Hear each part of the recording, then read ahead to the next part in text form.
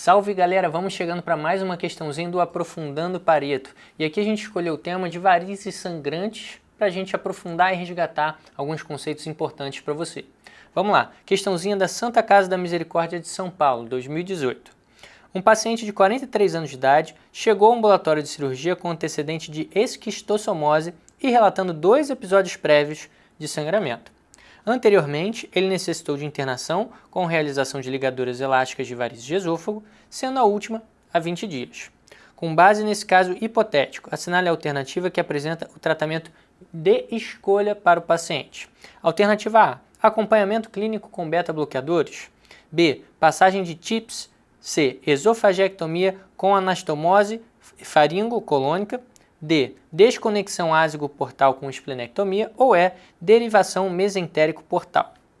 Essa é aquela clássica questãozinha que tem umas coisas que você já ouviu falar que podem te dar dúvida e tem umas coisas que você nunca ouviu falar, que é para pegar quem está desesperado.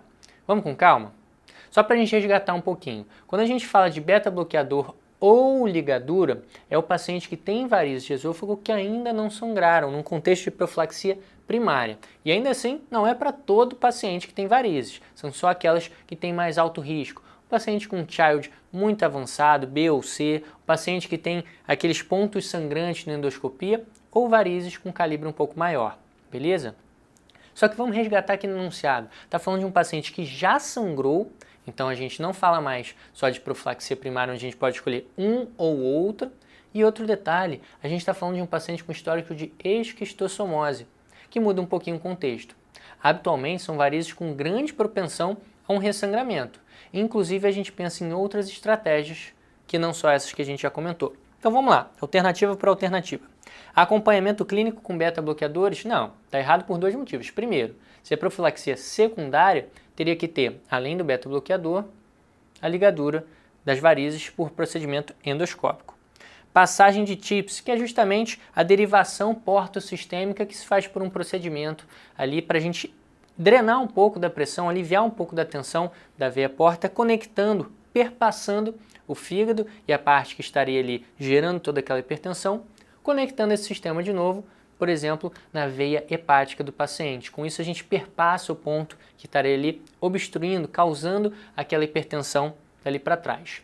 O TIPS pode ser uma alternativa muitas vezes no paciente que tem sangramento de difícil controle, mas a gente tem que pensar numa situação aqui.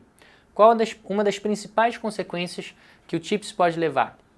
O paciente pode evoluir com encefalopatia hepática. O paciente que tem esquistossomose gerando hipertensão portal tem encefalopatia hepática? Habitualmente não. É um paciente que ele não tem cirrose, ele tem uma função hepática, os sinusoides estão preservados. Por quê?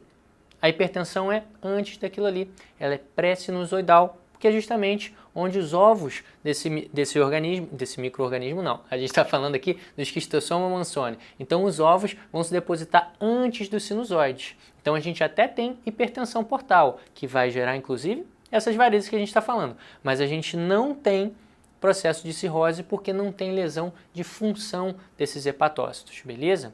Então eu vou fazer o TIPS que eu vou gerar para esse paciente possivelmente uma encefalopatia. Além disso, é um paciente que a gente pensa em fazer o TIPS só quando é uma medida um pouco mais urgente, muitas vezes.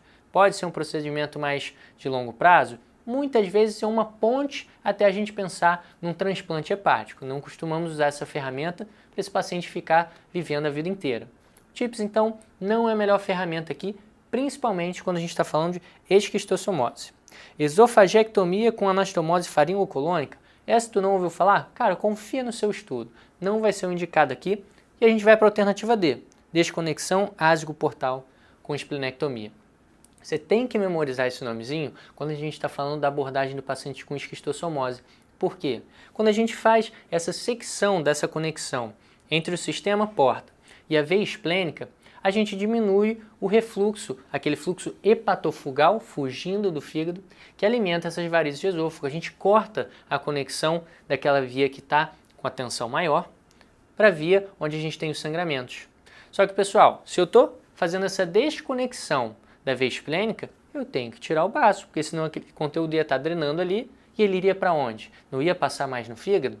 Então a gente tem que ter essa cautela. Por isso que é uma desconexão ásigo-portal com esplenectomia.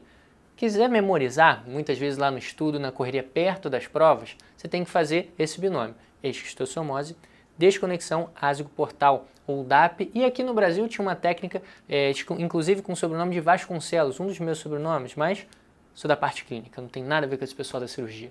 Queridos, qual que é o grande conceito aqui? Esquistossomose, você tem que pensar para profilaxia secundária, principalmente para esse paciente que já sangrou, a gente tem que pensar nesse procedimento, que é a desconexão ásico-portal com esplenectomia.